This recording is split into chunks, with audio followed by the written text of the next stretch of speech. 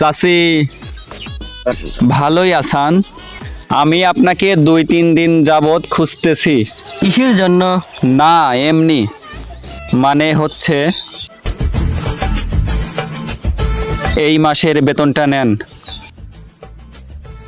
এটা কিসের জন্য? আমি তো চাকরি বাকরি করি না।